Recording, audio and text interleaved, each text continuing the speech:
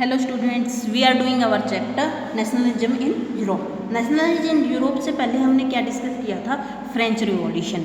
French revolution के बाद हमने किया था बेटा कि कैसे फ्रेंच आर्मीज आसपास के एरियाज में जाके कॉन्कर करने लगती हैं। और नेपोलियन कोड क्या था? नेपोलियन बोनापार्ट थे, जो फ्रेंच आर्मी में थे, उन्होंने क्या था, कुछ रिफॉर्म्स लाए थे। तो उन रिफॉर्म्स में से क्या था? इक्वलिटी बिफोर लॉ, न्यू क्या है, यूनिफॉर्म सिस्टम लागू करना, और दूसरे तरह के जैसे सर्फडम को ख़त्म करना, पीजेंट्स को इक्वल राइट्स दिलाना, ये सब कुछ रूल लाए थे। तो वो क्या थे? Napoleon code. तो नेपोलियन कोड के साथ हम लास्ट टॉपिक कर रहे थे फ्रेंच आर्मीज।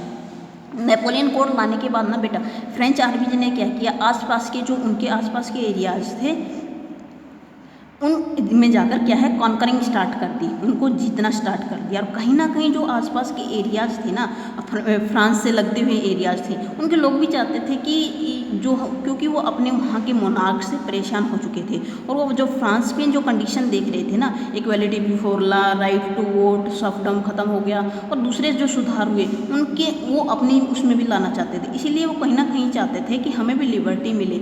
और इस तरह के वो क्या है, वो ये चीज़ चाहते थे कि फ्रेंच आर्मी हमारे यहाँ आए और क्या है, ये हमारे एरिया को कॉन्कर कर लें, ताकि हमें भी क्या है, फ्रीडम मिले, राइट्स मिले, हम सब भी इक्वल हो जाएं। तो हार्बिंगर ऑफ लिबर्टी, वो क्या थे? लिबर्टी चाहते थे, वो चाहते थे कि हमारे यहाँ लिबर्टी आए। बट बेटा देखो, ये इन्होंने क्या था, जो नेपोलियन बोनापार्ट आए, इसने क्या था, कुछ टाइम में डिक्टेटरशिप, ये क्या था, खुद एक डिक्टेटर था। डिक्टेटर होता है तानाशाह, तो तानाशाह था, फिर भी इसने क्या है, कुछ ऐसा है वक्त की, कुछ ऐसे कि लोग डेमोक्रेटिक सिस्टम को पसंद ना करके डिक्टेटरशिप को पसंद करने लग गए। आसपास के कंट्रीज के पीपल, जो आसपास के एरियाज के, फ्रांस से आसपास के एरियाज थे, वो चाहने लगे कि हमारे एरियाज को भी क्या है, नेपोलियन बोनापार्ट कॉन्कर करे, और हमें भी क्या है, हमें भी फ्रांस जैसी कंडीशन मिले। तो इस तरह क्या थे, वो हार्बिंगर ऑफ लिबर्टी, वो चाहते थे कि उन्हें लिबर्टी मिले। सोन इट टर्न इनटू हॉस्टिलिटी, लेकिन ऐसा क्या हुआ कि इतनी जल्दी क्या है, ये हॉस्टिलिटी मीन्स वो उस चीज़ को उखाड़ फेंकना चाहते थे, उसे छुटकारा पाना चाहते थे। तो उसके लिए कुछ रीजन्स रिस्पॉन्सिबल थे। ऐसा क्या हुआ इतने से टाइम में कि कुछ टाइम पहले तो वही जो आसपास के एरियाज के पीपल थे, वो चाहते थे कि हमारे यहाँ भी फ्रांस जैसी कंडीशन आए, लेकिन कुछ टाइम बाद क्या है, वो इस चीज़ से परेशान हो गई और इस चीज़ से छुटकारा पाना चाहते थे, इससे दूरी बनाना चाहते थे। तो उसके लिए कुछ रीजन्स रिस्पॉन्सिबल थे।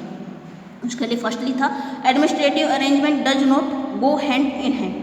एक तो बेटा देखो, सिंपल सी थिंग है, एडमिनिस्ट्रेटिव जो अरेंजमेंट्स होते हैं ना, बेशक से देखो हम देखते हैं हमारे यहाँ कोई भी आसपास का एरिया, जैसे कि फ्रांस का ही एग्जांपल लेते हैं। फ्रांस में क्या था, नेपोलियन बोनापार्ट ने आसपास के एरियाज को कॉन्कर करना स्टार्ट कर दिया, उनको अपने यहाँ लाना स्टार्ट कर दिया। लेकिन जो नेपोलियन बोनापार्ट थी, या उसके मन में क्या थी, जो अपने फ्रांस के लिए जो फीलिंग्स थी, वो दूसरी एरियाज के लिए नहीं हो सकती, दूसरी कंट्रीज के पीपल्स के लिए, स्टेट्स के लिए नहीं हो सकती। वो क्या है, उसके अंदर फीलिंग तो जो मेन क्या है, फ्रांस के लिए ही रहेंगी। तो इसलिए क्या था, वो जो भी अरेंजमेंट्स करते थे, तो वो क्या है, फ्रांस को ध्यान में रखते हुए करते थे। आसपास के एरिया से बेशक से उसने जो वही रूल ला दिए थे जो उसने फ्रांस में लाए थे, लेकिन क्या है, वो कहीं ना कहीं उस चीज़ को नहीं मान रहे थे। वो क्या है, वो चाहते थे कि क्या है, वही जो कंडीशन, जो भी वो बिहेवियर है, वो फ्रांस के साथ करता है हमारे घर। तो इसलिए क्या है, वो हैंड टू हैंड नहीं रहे थे। Next, increase taxation. सिंपल सी थिंग है बेटा, वो इतने अच्छे अरेंजमेंट ला रहा है, एक अच्छा सा सिस्टम सेटअप कर रहा है, यूनिफॉर्म सिस्टम लागू किया है, या फिर उसने जो क्या है, जो ट्रेड और कम्युनिकेशन है उसको इम्प्रूव किया है, जो और दूसरी चीज़ें इम्प्रूव की हैं। तो उनके लिए किसकी चीज़ होती है, पैसे की नीड होती है। और पैसा किससे मिलेगा, कोई भी स्टेट है, उसकी इनकम का जो सोर्स होता है वो क्या होता है, टैक्स होता है। तो इसलिए क्या था, उसने टैक्सेज इंक्रीज कर दिए थे। लेकिन लोग क्या थे, अपने यहाँ लिबर्टी और इक्वालिटी तो लाना चाहते थे, लेकिन क्या वो क्या है, टैक्स पे नहीं करना चाहते थे।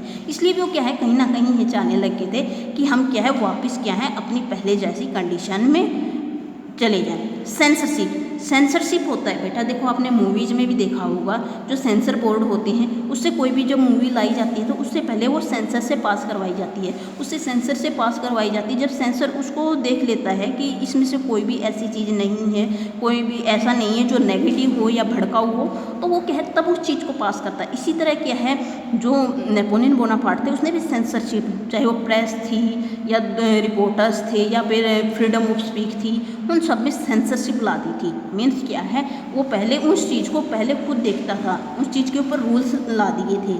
ऐसे नहीं था कि कोई भी कुछ भी अपनी मर्जी से कर सकता, हर चीज़ में रूल ला दिए थे। तो इसलिए क्या है, इसलिए भी लोग उनसे परेशान हो गए थे। Force concentration in French army, जो फ्रेंच आर्मीज हैं उसमें ज़बरदस्ती रिक्रूटमेंट की गई, उसमें भर्तियाँ की गई। तो क्या है, उससे भी क्या हुआ, जो लोग क्या है आर्मी में नहीं जाना चाहते थे, तो इसलिए क्या है, उसने जब ज़बरदस्ती भर्तियाँ की तो लोग उससे भी परेशान हो गए। अब नेक्स्ट पॉइंट आता है the making of nationalism in Europe. तो जो यूरोप है उसमें नेशनलिज्म कैसे बनाया गया, कैसे लाया गया, उस चीज़ को देखने से पहले हम देखेंगे बेटा जो यूरोप का स्ट्रक्चर कैसा था, यूरोप किस टाइप का स्ट्रक्चर था। ना मॉडर्न सिस्टम ऑफ स्टेट्स, जो मॉडर्न सिस्टम था स्टेट्स का वो नहीं था, जैसे कि मीन्स अब है, या जो डेमोक्रेटिक सिस्टम आने के बाद जो स्टेट्स का सिस्टम था वो पहले नहीं था। पहले क्या था, पहले वो चीज़ें नहीं हुआ करती थी, पहले जो स्टेट्स थे वो बटे हुए भी नहीं थे और ना ही उनका कोई सिस्टम था। किंगडम्स थे, मोनार्क सिस्टम हुआ करता था। तो क्या है, किंगडम, बड़े बड़े किंगडम्स हुआ करते थे, ना कि ये डेमोक्रेटिक सिस्टम हुआ करता था। नो कलेक्टिव आइडेंटिटी, जो लोग थे वहाँ के थे, उनके लिए कोई कलेक्टिव आइडेंटिटी नहीं थी। जैसे हम हैं, हम क्या है, इंडियंस हैं, हमारी आइडेंटिटी क्या है, वी आर इंडियंस, लेकिन वहाँ लोगों की कोई कलेक्टिव आइडेंटिटी नहीं थी। उसके लिए क्या रीज़न था बेटा, देखो जो फ्रेंच आर्मीज थी वो क्या है, फ्रांस से निकल आसपास के एरियाज को कॉन्कर कर रही थी, लेकिन वो क्या है, कहीं ना कहीं ना तो वो अपने एरियाज़ के, वो पीपल्स अपने एरियाज़ के रह गए थे, ना वो प्रॉपरली क्या है फ्रांस में ऐड हो पाए थे। तो इसलिए क्या है, उनकी कोई कलेक्टिव आइडेंटिफाइड रही ही नहीं थी, ना तो फ्रांस के बन पाए और ना ही वो जिस एरियाज में रह रहे थे उसको स्पेशली कोई रोल मिल पाया। तो इसलिए क्या थे, उनकी आइडेंटिफाई नहीं थी। और कोई भी जगह, कोई भी एरिया है, उसको एक कलेक्टिव आइडेंटिटी की नीड होती है, उनको इकट्ठा रहने के लिए एक आइडेंटिटी चाहिए होती है। उसके बाद अगर हम एग्जाम्पल देखें तो हब्सबर्ग जो एग्जाम्पल के देखते हैं, हब्सबर्ग एम्पायर, जो हब्सबर्ग एम्पायर था ना, जो क्या था, ऑस्ट्रिया और हंगरी से था। तो उसमें भी क्या है, बहुत सारी डाइवर्सिटी हुआ करती थी, उसमें अलग अलग ये क्या थे, स्टेट्स थे, तो उनमें डाइवर्सिटी थी, अलग अलग तरह के लोग रहते थे। मेनली क्या था उसमें, वो एरिया बेसिक से क्या था, वहाँ के मोस्ट ऑफ लोग क्या है, फ्रेंच बोलते थे, लेकिन कुछ लोग वहाँ पर क्या है, जर्मन और इटालियन भी हुआ करते थे। फ्रेंच स्पीक्स जर्मन और इटालियन, मतलब वहाँ के पीपल्स थे वो क्या थे, जर्मन और इटालियन बोलते थे, और वहाँ की जो मेन लैंग्वेज क्या थी, फ्रेंच थी। इसलिए वहाँ भी क्या है, इस चीज़ में भी डाइवर्सिटी थी। मीन्स क्या है, स्टेट्स भी बटे हुए थे, पीपल्स की जो लैंग्वेज थी वो भी सेपरेट थी। अब नेक्स्ट पॉइंट आता है अरिस्टोक्रेसी और न्यू मिडिल क्लास। अरिस्टोक्रेसी होता है बेटा, पहले तो अरिस्टोक्रेसी, पहले अरिस्टो का मीनिंग समझते हैं। जो अरिस्ट पीपल होते हैं, जो पहले के एम्पायर में होते थे ना, या कहीं भी देख लो, अरिस्ट मीन्स नोबल, जो नोबल पीपल या शाही लोग होते थे, मीन्स जिनके पास पैसा बहुत ज़्यादा था। मीन्स वो रूल वगैरह तो नहीं कर रहे ना, मोनार्क फैमिली से बिलोंग करते, लेकिन उनके पास पैसा बहुत ज़्यादा है, मतलब एक अरिस्ट क्लास है, सबसे अलग क्लास जो पैसे वाली बहुत है। और एंड न्यू मिडिल क्लास, एक नई मिडिल क्लास बनी। अरिस्टोक्रेस तो क्या थे, अरिस्टोक्रेस तो वो थे जो पहले से थे लगातार। अरिस्टोक्रेसी पीपल्स थे, वो क्या है, एक क्लास हुआ करती थी जो अगर हम संख्या में बोलें तो बहुत ज़्यादा नहीं हुआ करते थे, लेकिन क्या थी, नोबल्स पीपल्स थे। Rich landed aristocracy and new middle class, ये क्या थे, अरिस्टोक्रेस्ट होते थे, ये क्या थे, इनके पास लैंड बहुत ज़्यादा हुआ करती थी, बहुत ज़्यादा पैसे वाले हुआ करते थे। तो इस तरह क्या है, एंड न्यू मिडिल क्लास, एक नई मिडिल क्लास भी साथ में आ चुकी थी बेटा। नई मिडिल क्लास क्या थी, ये वो लोग थे जो क्या थे, ट्रेडर्स थे, बिजनेसमैन थे, मीन्स न्यू ग्रो किया था। ये बिलोंग तो थर्ड स्टेट से करते थे, लेकिन अभी इन्होंने न्यू ग्रो किया था, इनके पास पैसा बहुत था, लेकिन क्या है, ना तो ये अरिस्टोक्रेसी में काउंट होते थे, ना ही ये क्या है, थर्ड स्टेट में ऐड होते थे। United A class despite the regional divisions, जो रीजनल डिवीजन्स हैं उसमें क्या था, जो अरिस्टोक्रेसी थे इनको एक अलग क्लास डिस्पाइट कर दिया गया था। देखो बेटा, कहीं भी हैं जो भी है, लेकिन जो अरिस्टोक्रेस पीपल होते हैं ना, ये कहीं ना कहीं अपनी एक क्लास को अलग रखते हैं। अगर हम देखें जो हाई क्लास पीपल्स हैं वो क्या है, वॉक अलग करते हैं, इनकी पहचान अलग है। लेकिन हम जब ये इनको साथ में देखते हैं, जब कहीं भी कोई वॉक होता है तो ये क्या है, एक साथ मिलते हैं। तो इस तरह क्या था, रीजनल डिवीजन से इन्होंने एक अपनी अलग से क्लास की फॉर्मेशन कर रखी थी, जो क्या थे, अरिस्टोक्रेट्स थे, हाई लैंडेड मतलब रिच लैंडेड थे, इनके पास लैंड बहुत ज़्यादा हुआ करती थी, शाही लोग हुआ करते थे, अमीर हुआ करते थे।